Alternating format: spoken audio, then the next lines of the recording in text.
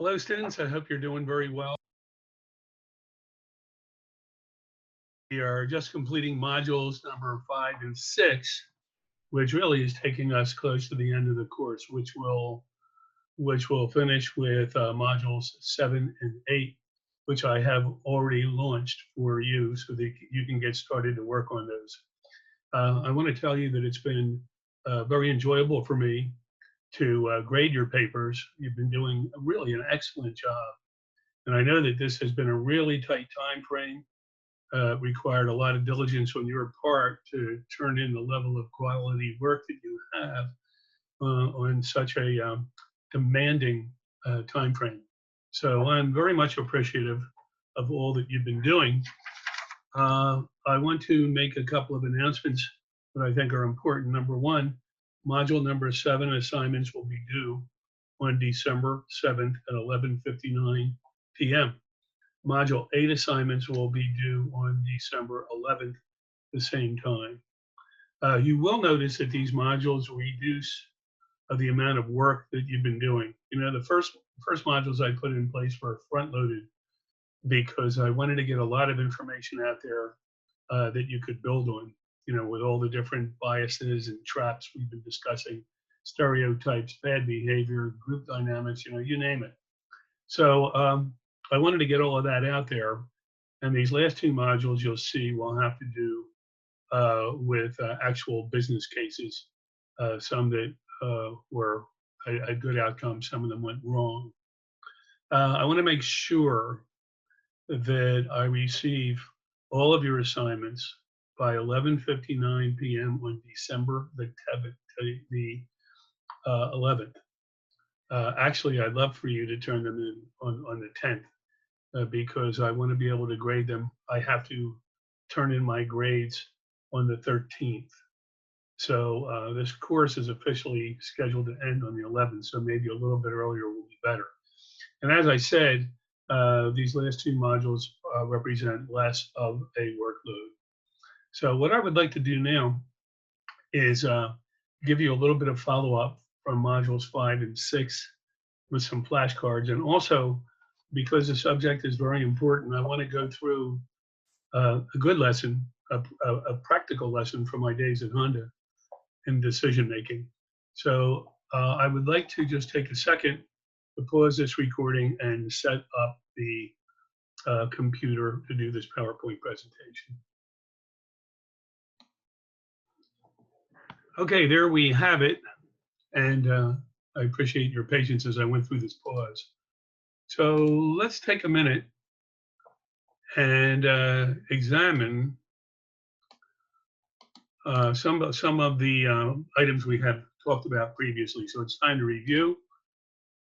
First of all, in some of the lessons we've been looking at, we talked about conflict that normally or all too often arises when there's a group decision-making process. This is a normal thing, and it needs to be managed.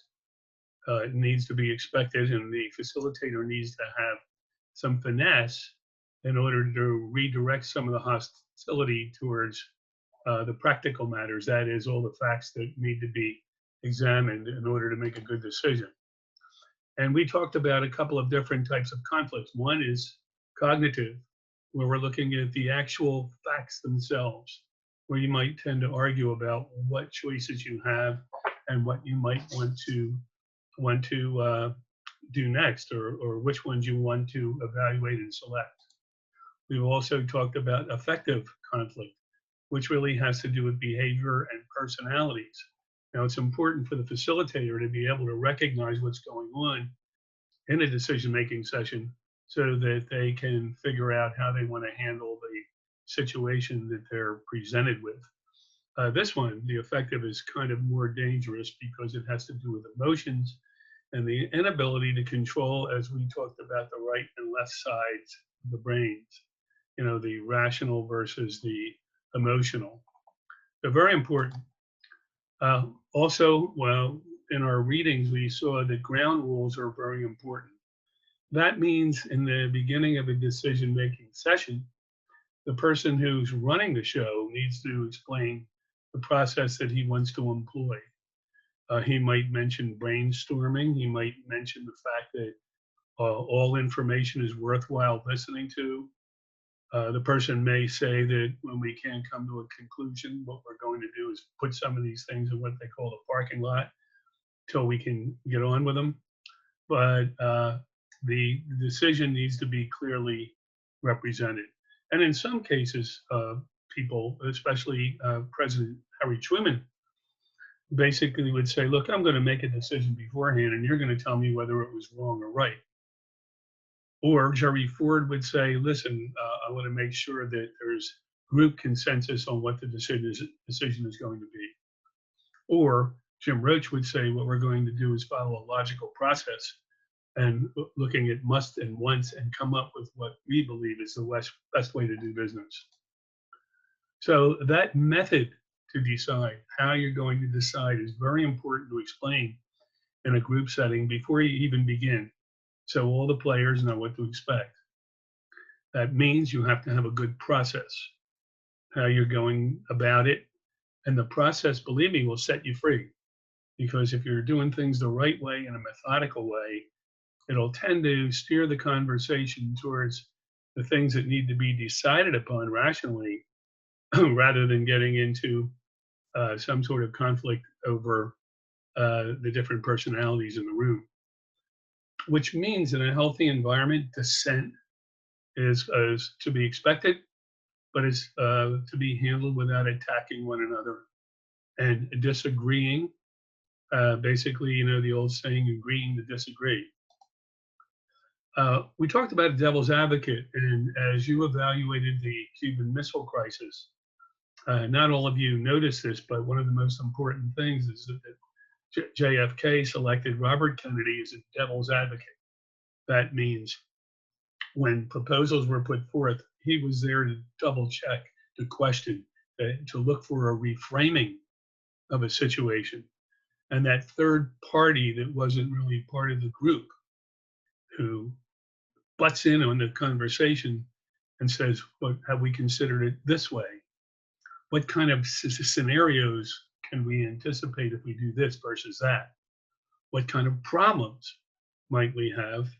And then also, what type of contingency plans are we going to need to put in place just in case this doesn't work the way we say it should?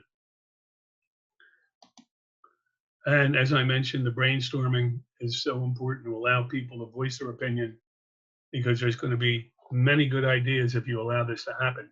Secondly, in a group setting, you're going to have introverts and extroverts. Quite often, extroverts, I'm one of them, dominate meetings. But the truth of the matter is a lot of introverts have so much to offer, but they're just quiet. So that means a skilled facilitator needs to be able to bring out the best in everyone, in particular, the introverts. Now, we talked about dictator by default. But the name of the game is the group has to work cohesively to come up with a decision, and the executive needs to be supportive of what's going on. So anyway, there's a lot of traps and influences. Some of them you can recognize, but others might have to do with biases and cultures that are the result of a corporate culture. And then there's other things that you can do wrong, ethical decisions that may step away from the proposed mission and vision of a company. So now what I want to do is just go over a quick summary, and this is some of the things that we've discussed so far. In all of these different case studies, we've seen overconfidence, some cases, sunk costs, and escalation of commitment and effort. We've seen halo effects, where a halo resides over the head of someone, distorting your perspective of their value.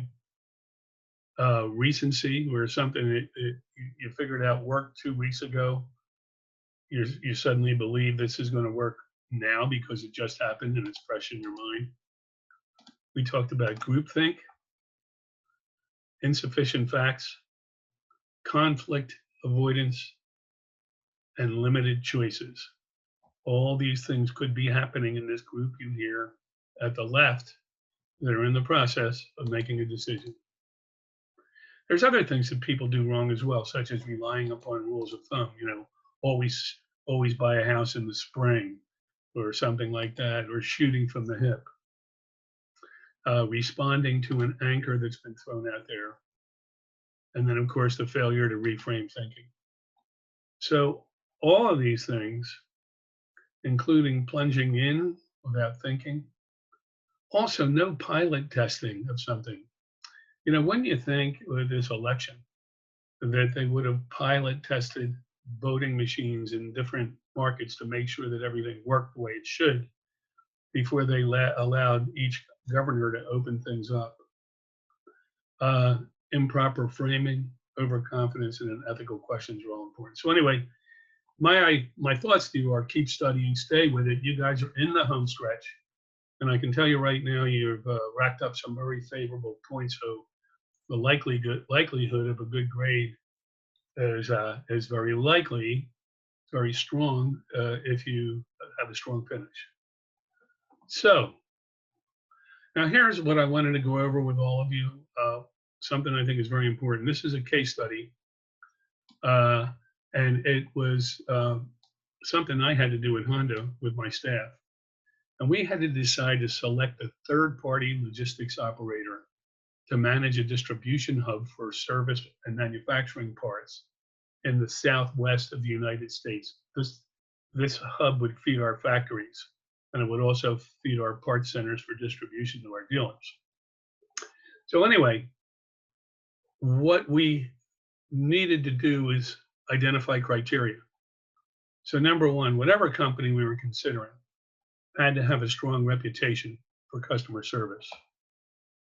We also had to take into consideration what the cost of an annual contract would be. We wanted to check these folks out to make sure that they weren't going to go bankrupt in 90 days. So we were looking at Dun & Bradstreet's K reports and so on and so forth. Also, we wanted to see if the different places that we would put this hub, where that state would offer tax incentives.